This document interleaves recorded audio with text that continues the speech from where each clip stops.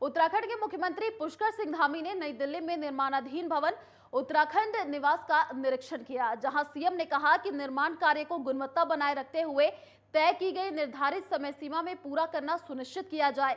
इसी के साथ सीएम ने उत्तराखंड निवास के नक्शे का अवलोकन करते हुए भवन के सभी प्रावधानों की विस्तृत जानकारी दी। आपको बता दें कि चाणक्यपुरी नई दिल्ली में जून 2020 से उत्तराखंड निवास का काम शुरू किया गया। भवन में 3 बेसमेंट होंगे। भवन में भूतल को सम्मिलित करते हुए कुल 7 तल बनाए जाएंगे। भवन उत्तराखंड वास्तुकला शैली में बनाया जाएगा। ग्रीन भवन की तर्ज पर बनाए जा रहे इस भवन का अपना सीवेज शोधन संयंत्र होगा। भवन में 50 किलोवाट क्षमता का सोलर पावर प्लांट भी है। उत्तराखंड निवास का निर्माण कार्य लगभग 2023 तक पूरा कर लिया जाएगा। तो उत्तराखंड निवास का सीएम ने निरीक्षण किया, निर्माण कार्यों की गुणवत्ता भी देखी। तो दिल्ली के चाणक्यपुरी में यह निवास बन रहा है। 2023 तक पूरा होने की तैयारी। तो निर्माण कार्यों की गुणवत्ता सीएम ने देखी।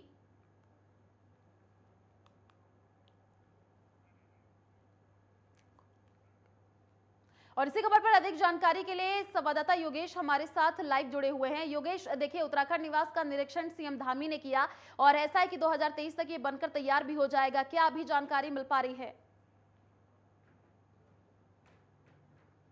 जी बिल्कुल, मुख्यमंत्री पुष्कर सिंह धामी अपने 3 दिवसीय दौरे पे यानी 3 दिनों के लिए वो दिल्ली में मौजूद हैं, जहां पर वो अलग अलग कार्यक्रमों में प्रतिभाग करेंगे। उसी के तहत जो उत्तराखंड का भवन जो है वहां पर बन रहा है दिल्ली में, लंबे समय से एक नए भवन की मांग थी कि नया भवन बने उत्तराखंड का दिल्ली में, और उसको लेकर कुछ भी पिछले कई सालों से अपडेट नहीं था। लेकिन अब जाकर जो है वो अपडेट हुआ है। सरकार लगातार उस पर जो है उसको बहुत ही अच्छी तरह से आगे विकसित कर रही है, बना रही है।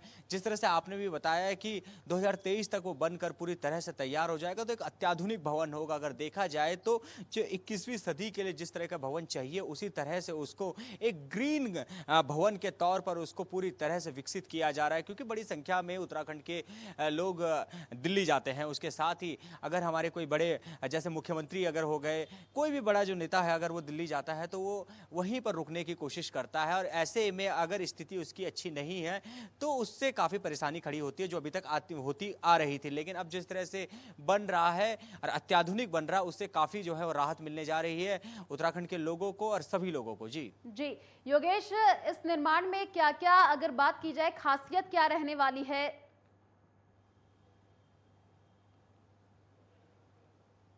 जी बिल्कुल, जिस तरह से खुद आपने भी बताया कि एक ग्रीन भवन के तौर पर, यानी कि पूरी तरह से कोशिश ये किया जा रहा है कि वो जो गलत ऊर्जा है अगर कहें तो उसका किसी भी तरह से अगर देखा जाए कि खुद वहाँ पर पूरी तरह से जो भवन होगा सोलर लाइट के वहाँ पे इस्तेमाल किया जाएगा। उसके साथ ही काफ़ी जो है उसमें तल भी होंगे, व्यवस्था होगी, ज़्यादा से ज़्यादा लोगों के रुकने की उसमें व्यवस्था होगी। पूरी तरह से जो है उसको कोशिश की जा रही है कि अत्याधुनिक बनाया जाए, ताकि एक साथ एक बड़ी संख्या में अगर लोग पहुँचते हैं तो वो भी वहाँ पर रुक सकें।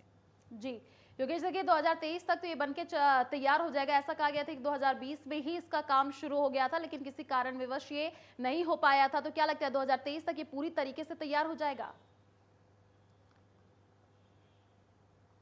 जी बिल्कुल, उम्मीद तो पूरी यही है कि 2023 तक ये बनकर पूरी तरह से तैयार हो जाएगा। काम भी बहुत तेजी से चल रहा है। खुद जैसे मुख्यमंत्री पुष्कर सिंह धामी वहां पर पहुंचे, उन्होंने काम का जायजा भी लिया कि किस तरह का काम चल रहा है। उन्होंने कई सारे इंस्ट्रक्शन भी दिए कि काम को किस तरह से किया जाए कि जल्द से जल्द पूरा हो।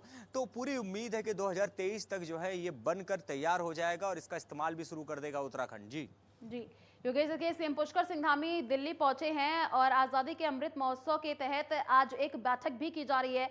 वहां पर प्रधानमंत्री नरेंद्र मोदी की अध्यक्षता में, इसको लेकर के अभी क्या जानकारी मिल पा रही है?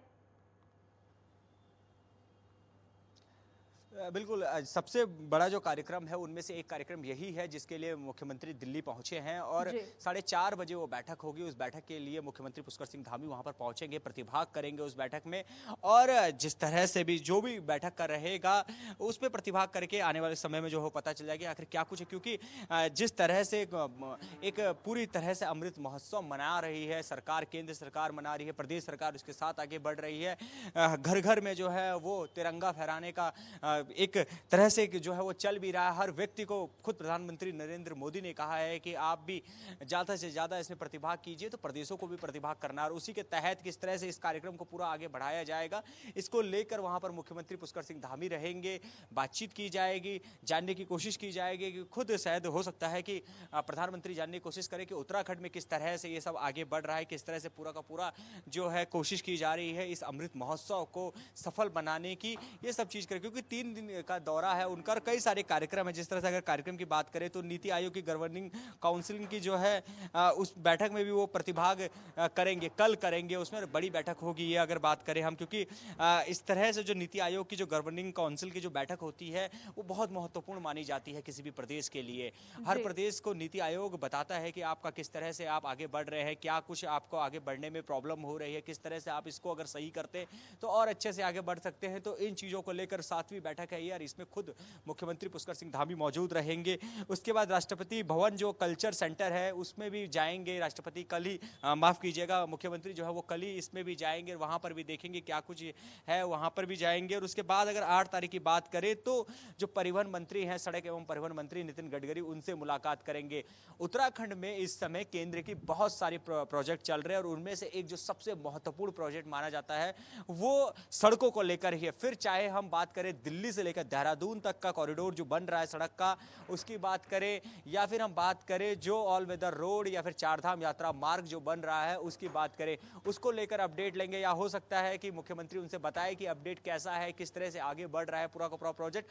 सड़कों की बात करें तो उत्तराखंड में सड़कों का जाल तो लंबे समय से बिछ ही रहा है, उसे और ज़्यादा बढ़ाने की जरूरत है। तो उसको लेकर भी मुख्यमंत्री बातचीत कर सकते हैं कि हमें बजट चाहिए और ज़्यादा। क्योंकि नितिन गडकरी की अगर बात करें तो वो कहते हैं कि कोई भी मुख्यमंत्री अगर हमारे पास आते हैं और वो बात रखते हैं पूरा जी का पूरा चलिए प्लान योगेश, रखते हैं। आप बने रहिए हमारे साथ, लौटेंगे आपके पास।